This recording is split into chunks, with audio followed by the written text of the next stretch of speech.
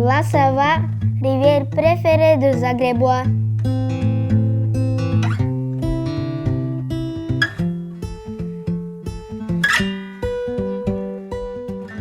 Un podcast des enfants de jeden drugi svet à Zagreb.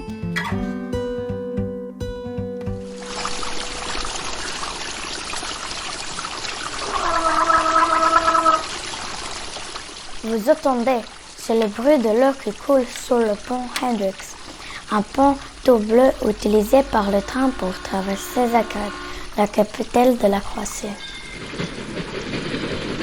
Cette rivière s'appelle la Sava et tous les habitants de Croatie et de Balkans la connaissent.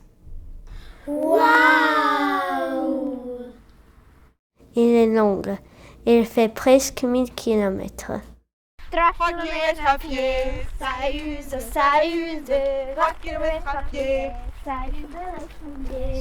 Et elle traverse 4 pays, la Slovénie, la Croatie, la Bosnie-Herzégovine et la Serbie.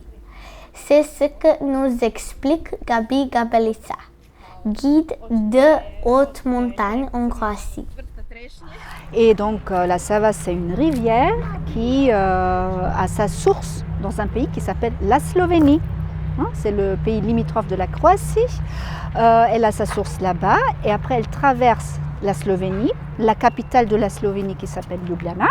Elle traverse Zagreb pour continuer jusqu'à Belgrade.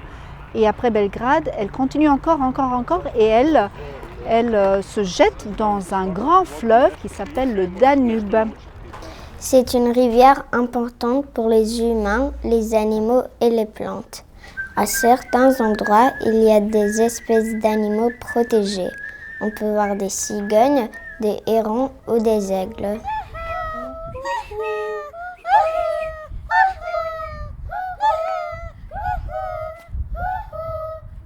Donc les animaux, en fait, l'eau est très importante pour les oiseaux. On appelle aussi les grands espaces avec beaucoup d'eau les réserves ornithologiques parce que les oiseaux migrateurs, donc les oiseaux qui pendant l'hiver volent vers le sud dans des régions plus chaudes, ils reviennent et ces zones ornithologiques, ça sert aux oiseaux de se reposer au bord de l'eau. Donc c'est l'animal principal qui vit au bord de l'eau, mais bien sûr dans l'eau nous avons aussi d'autres animaux comme les poissons par exemple.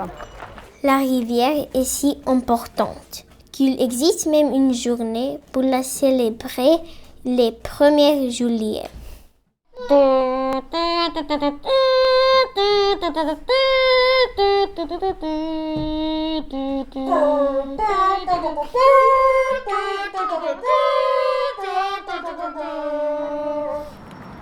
Malheureusement, comme beaucoup de rivières en Europe, elle est polluée à cause des activités industrielles et humaines.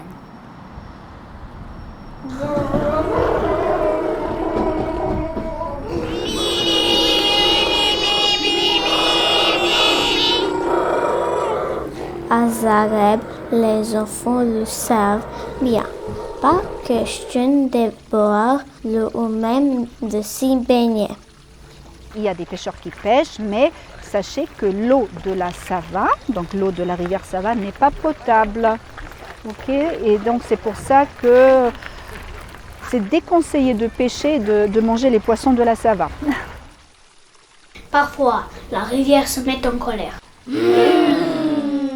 En 1964, elle est sortie de son lit et une grande partie de Zagreb a été inondée. À certains endroits, on voit encore les marques de cette grande inondation, comme par exemple ici, dans le quartier des Fleurs. Vous entendez ?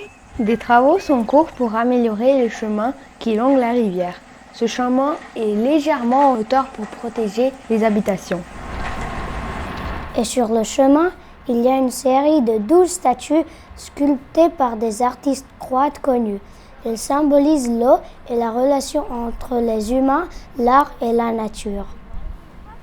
Il y a toujours beaucoup de monde au bord de la Sava.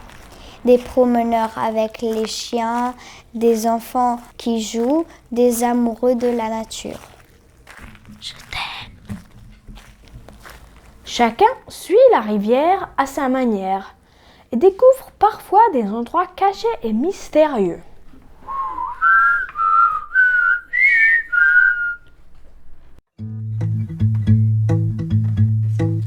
À bientôt pour un nouveau podcast avec les enfants de Jeran Drogiciet à Zagreb.